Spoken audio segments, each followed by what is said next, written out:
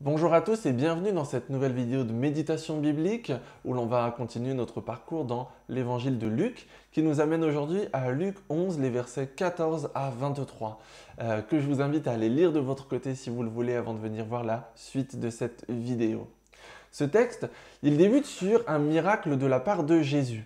Jésus va chasser un démon qui rendait un homme muet et cet homme se met à parler, ce qui va émerveiller la foule présente. Mais certains dans la foule vont avoir une réaction différente. Ces personnes-là, c'est probablement les pharisiens et les chefs de la loi. Matthieu, dans son évangile, quand il raconte le même épisode, dit que ce sont les pharisiens, ou bien encore des gens qui sont proches d'eux, qui sont influencés par eux. Et en tout cas, ils vont se mettre à chercher un moyen de dire que ce que Jésus fait ne vient pas de Dieu. Et en fait, ils vont donc dire que si Jésus arrive à chasser les démons, c'est par le pouvoir de Belzébul. Belzébul, qui c'est?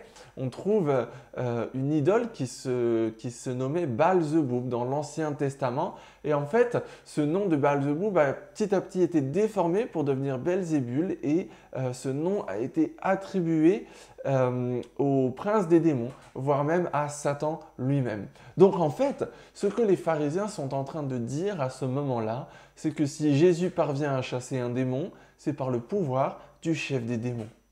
On a quand même un peu l'impression que les opposants de Jésus à ce moment-là commencent un peu à désespérer et à se raccrocher littéralement à tout ce qu'ils peuvent pour tenter de contrer Jésus. Mais justement, Jésus va contrer cet argument de manière logique avant de montrer par une image ce qui est réellement en train de se dérouler devant eux. Comment est-ce qu'il pourrait chasser les démons par la puissance des démons? Ça n'a aucun sens. Ça voudrait dire que Satan agit contre lui-même.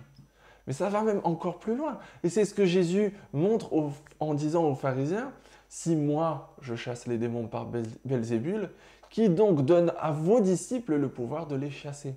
Parce qu'en effet, il y avait aussi des exorcistes juifs dans toute la période de l'Ancien Testament qui chassaient réellement les démons. Et on peut voir un exemple de cela, par exemple, dans, je crois, le premier épisode de la série The Chosen qui a été diffusé récemment à la télévision.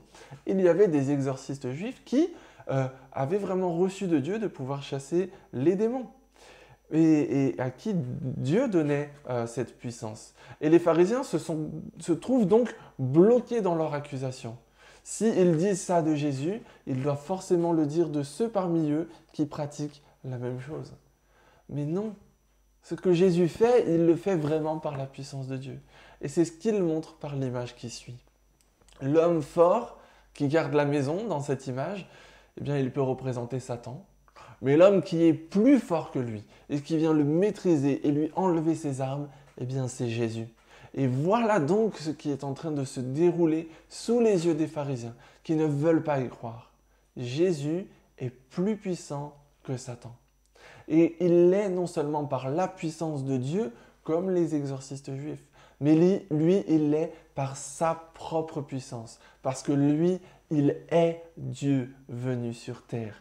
Et c'est par sa puissance qu'il désarme Satan, c'est par sa puissance qu'il chasse les démons, en avançant progressivement vers la croix, où il vaincra Satan une fois pour toutes. Voilà donc ce que Jésus est pour nous, celui qui a vaincu Satan et ses démons, et celui qui veut nous faire vivre au bénéfice de cette victoire. Je vous souhaite une très bonne journée et je vous dis à bientôt pour une nouvelle méditation biblique.